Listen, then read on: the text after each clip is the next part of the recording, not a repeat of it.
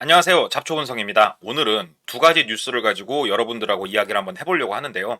첫 번째로는 고령 인구 증가로 노인의 연령 변경을 진행을 하려고 한다고 합니다. 노인이 과연 무엇인가? 이 노인의 기준을 어떻게 놓을 것인가? 이거를 지금 예전부터 있었던 일입니다만 갑자기 바꾸겠다 이거예요. 왜 이러한 생각을 하게 됐을까? 이걸 가지고 이야기를 해보고, 두 번째로는 대구에서 있었던 일인데요. 박정희 동상을 공무원을 동원해서 불침번까지 세우면서 막 지켰답니다. 두 가지 이야기 바로 시작해 보도록 하겠습니다. 먼저 노인의 정의가 뭐냐? 농촌진흥청에 가면은 노인의 정의에 대해서 써놓은 게 있습니다. 이걸 가지고 한번 생각을 해보면 생리적, 신체적 기능의 퇴화, 뭐 사람이 늙으면 당연히 퇴화가 되죠. 심리적 변화, 당연히 있을 수밖에 없죠. 나이가 먹어가면서. 개인의 자기 유지 기능과 사회적 역할 기능이 약화되고 있는 사람이다. 그렇죠. 나이를 먹어가면서 모든 게 전반적으로 다 약화가 되죠. 하지만 주관적 의식과 객관적 상황에 따라 다르게 정의된다. 아니, 사람마다 다 다른 거니까요. 그럴 수 있죠. 보통 우리나라에서는 60세 이상을 노인으로 보는 경향이 있다. 이렇게 정의를 해놓고 있습니다. 자, 그러면 우리의 지금 평균 수명은 어떻게 될 것인가? 2023년도 자료를 놓고 보니까 사우스코리아, 우리 대한민국이죠. 여성은 87세, 남성은 81세입니다. 보통 여성의 기대 수명이 훨씬 길어요. 그러면 87, 81 평균 내보면은 84세가 대한민국 사람들의 평균 수명이구나. 보통 84년을 살고 좋은 곳으로 가시는구나. 이렇게 알 수가 있는데요. 인구 20%가 지금 노인입니다. 초고령 대한민국에 들어왔는데 노인 연령 상한에 대해서 논의가 불이 붙을 것 같다. 이런 뉴스가 나온 거예요. 왜 하필 예전에도 이런 얘기는 많았지만 지금 들어서 더더욱 민감하게 또 급하게 이런 것들을 밀어붙이나 생각을 해볼 수가 있어요. 먼저 국가 차원에서 이야기하는 노인 연령 상한을 하려고 하는 이유는 뭐냐? 잠깐 구독, 좋아요 잊으신 거 아니겠죠? 평균 수명이 84세 정도로 많이 늘어났다. 예전처럼 뭐 70살, 75살 이렇게 사는 게 아니고 이제는 훨씬 많이 살기 때문에 기준을 상향을 해야 된다. 현재 65세부터 각종 여러 가지 혜택을 주고 있습니다. 뭐 노령연금도 주고 각종 뭐 복지 혜택도 주고, 그런데 이 노인에 대한 기준을 상향을 함으로 인해서 우리가 많은 것들의 변경이 필요하다. 65세는 이제 노인이라 보긴 좀 어렵다. 아직 팔팔하다 이겁니다. 더 오랫동안 일할 기회를 주자.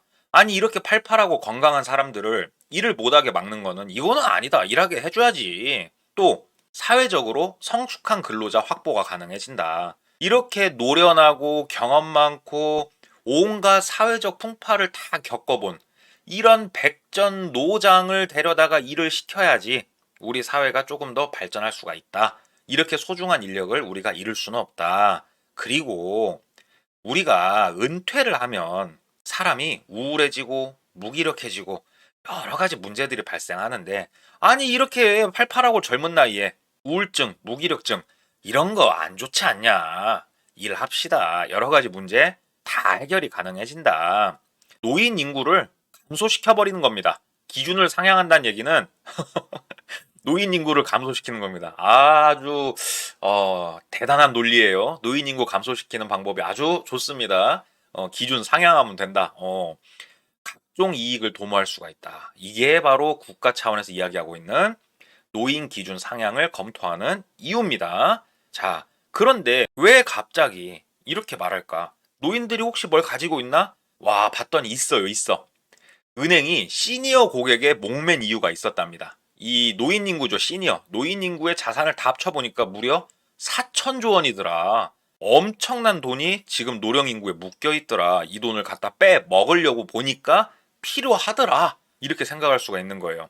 그리고 연금, 계속고용, 노인복지 3대 숙제를 해결을 해야 되는데, 초고령 사회로 접어들다 보니까 이 숙제 해결하기가 너무 어렵단 말이죠. 젊은 층 숫자는 적고 노령 인구는 많고 이걸 어떻게 해야 될까? 고용률, 복지, 연금 잠깐만. 이거 노인에 대한 기준을 상향을 하면 다 해결되는 거 아니야?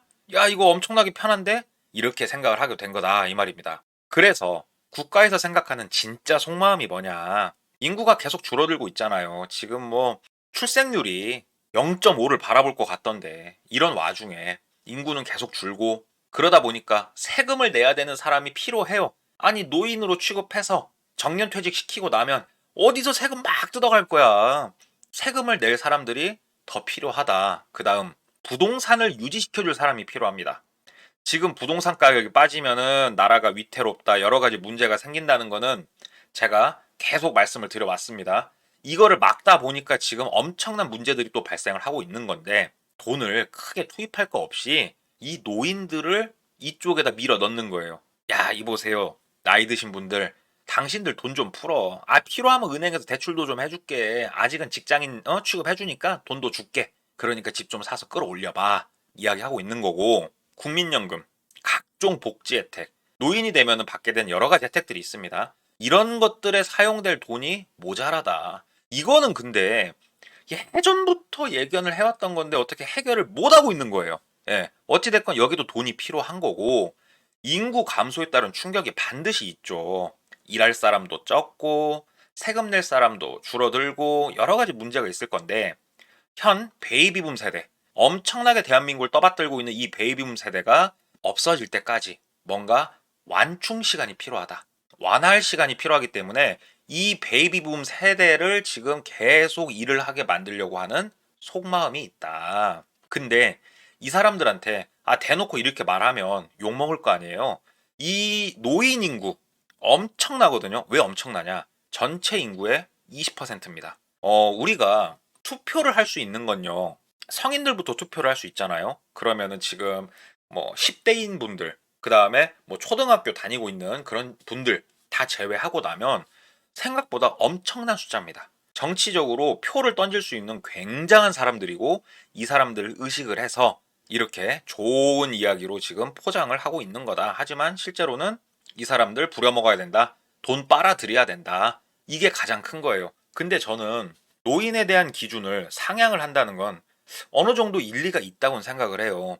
우리의 기대 수명이 굉장히 늘어났으니까요. 실제로 제 주변에 60대이신 분들 보면은 굉장히 건강하시고 활동성 좋으세요. 그런데요, 저는 이러한 돈 때문에 노인에 대한 기준을 연장한다는 게 너무 가슴이 아픈 게 뭐 때문에 그러냐면요. 이거 한번 보십시오. 우리 태어나서 25살 때까지는 학생으로서 맨날 공부하잖아요. 그리고 이제 사회 진출하려고 막 피똥 싸면서 준비하고 이런 시간을 우리가 25년 정도를 보냅니다. 남성은 군대 때문에 좀 더 보낼 것이고요. 26세부터 65세. 일평생의 가장 찬란한 시기이기도 하면서 가장 바쁜 시기죠. 취업해야죠. 돈 벌어야죠. 결혼해야죠. 아기 낳아서 양육해야 되죠. 부모님 봉양해야 되죠. 그 와중에 내 집도 마련하고 막 차도 사고 별짓을 다 해야 되는 나이입니다. 이 시간이 40년입니다. 40년이란 시간을 진짜로 쉬지 못하고 일을 합니다. 쉬지 못하는 겁니다. 이렇게 40년을 보내고 나면 66세에서 75세. 그나마 건강하죠. 체력이 받쳐줘요. 이때 온전한 육신을 가지고 해외 여행을 한번 가든 아니면 국내 어디 뭐 여행을 한번 가든 골프를 치던 당구를 치던 축구를 하건 저녁에 친구들이랑 소주 한 잔 마시면서 큰 소리로 웃건 할 수 있는 나이입니다. 마지막 나이라고 저는 생각을 해요. 이 66세에서 75세 10년. 일평생 진짜 쎄 빠지게 고생하고 건강한 몸을 가지고 놀 수 있는 나이. 이 딱 10년. 이걸 지금 건드는 거거든요. 이때가 지나치면 76세부터 기대 수명 84세까지는 신체적으로, 물리적으로 이제 노안이 강하게 찾아오는 나이죠. 한평생 진짜 열심히 일하고 자녀 키우고 부모님 봉양하고 나라에 세금 내고 진짜로 열심히 살았는데 국가에서 10년 놀게 놔두면 안 되나? 아니 편안하게 연금도 좀 주고 놀러도 좀 다닐 수 있게 해주고 좀 그렇게 좀 해주면 안 되나? 84년을 살면서 딱 10년. 아니 우리가 이러려고 열심히 이 나라를 키운 거 아닙니까? 아니 딱 10년 놀겠다는데 그 꼴을 못 보는 거죠. 돈 내라. 돈 부족하다. 예. 그래서 일단은 국가 차원에서 노인에 대한 정의를 바꾸려고 하고 있다. 그 이유는 돈 때문이다. 예. 이게 앞으로 가속화가 될 것 같은데 그 이유는 제가 이야기에서 여러 번 말했다시피 세수펑크라든지 아니면은 대한민국의 역피라미드 구조라든지 이미 예전부터 예견돼 왔던 많은 부분을 해결을 하려고 결국은 노인들을 투입하고 있다. 이렇게 생각이 들어서 첫 번째 뉴스 마치고요. 두 번째, 박정희 동상 밤새워 지키라고 대구시 지침에 공무원들이 화가 났다고 합니다. 아니 이런 뭐 말 같지도 않은 일이 벌어졌나 하고 들여다봤어요. 공무원을 불침번을 세웠다고 합니다. 대구시 동대구역에 높이 3m, 예산 6억을 투입해서 박정희 동상을 건립을 했대요. 박정희 동상이 딱 크게 세워져 있고 막 별을 들고 있어요. 그래서 우리나라의 산업화를 이룬 대단한 분, 농업에 굉장한 열정을 보여주신 분, 온 국민을 배고픔으로부터 해방시켜 주신 분, 이렇게 하면서 동상을 건립을 했는데요.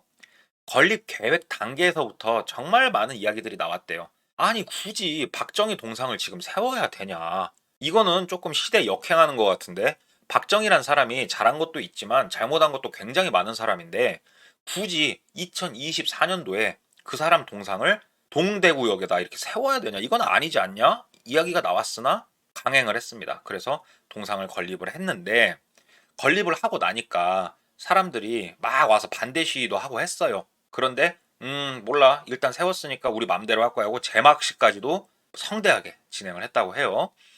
이렇게까지 다 해놨어요. 그런데 이제 생각이 드는 거예요. 아, 막상 해놓고 보니까 사람들이 밤에 와서 낙서를 한다던가 동상을 파손하면 어떻게 하지? 아, 이거 어떻게 할까? 어떻게 해야 보호를 할 수 있을까? 머리를 굴리다가 동상을 지키려 시청 행정국 직원을 3인 1조로 저녁 6시부터 아침 8시까지 밤새도록 불침번을 서게 했습니다. 동상이 이렇게 있으면은 근처에다 차 딱 대놓고 차에 3명이 타 있는 거예요. 그러면서 누가 와서 동상에 낙서 하나 안 하나, 누가 뿌시나 안 뿌시나, 이렇게 밤새도록 지키라 이겁니다. 그러니까 공무원들이 열이 받는 거예요. 크리스마스 때도 가족들하고 시간을 못 보냈다 이겁니다. 이유가 이유 같아야지. 동상 지키라고 세상에 공무원을 불침번 세우는 그런 곳이 어디 있습니까? 이런 모든 사건을 일으킨 사람이 누구? 홍준표 대구시장입니다. 홍준표라는 이분, 엄청난 고집을 보여주는 것 같아요. 넘들이 이거 왜 하냐고 막 뜯어 말겨도 결국은 강행하고 나서 또 본인이 한 거에다 낙서할까봐 직원들 투입해가지고 불침번 세우고, 대단합니다. 총 정리를 해보자면 한평생 일하고 10년 놀겠다는데 그 꼴을 못 보는 정부, 계속 돈 뜯어 가야죠. 피 같은 세금으로 6억 들여서 박정희 동상을 세우고, 동상을 세운 걸로도 모자라서 피 같은 세금으로 월급을 주고 있는 공무원들, 세금으로 나가지 않습니까? 이 사람들 이용해서 불침번을 세우고, 도대체 공무원이 누구를 위해서 일해야 되는지 정말 헷갈리네요. 이게 맞나? 공무원들이 그럴 사람들이 아니거든요. 공무원은 진짜 공무적인 일을 하셔야죠. 세상이 이상한 걸까요? 아니면 제가 이상한 걸까요? 저는 이해가 좀 안 되거든요. 아무튼 오늘은 뭐 부동산이라든지 좀 어려운 경제 이야기 말고 조금 깝깝한 세상 돌아가는 이야기 한번 가져와봐서 여러분들하고 말씀 나눠봤습니다. 오늘 이야기 유익하셨다면 구독, 좋아요 부탁드리고요. 아래 보이는 메일 주소로 여러분 일상의 많은 이야기 제보 부탁드리도록 하겠습니다. 저는 잘 준비해서 다음 시간에 찾아뵙기로 하고요. 이상 잡초근성이었습니다. 감사합니다.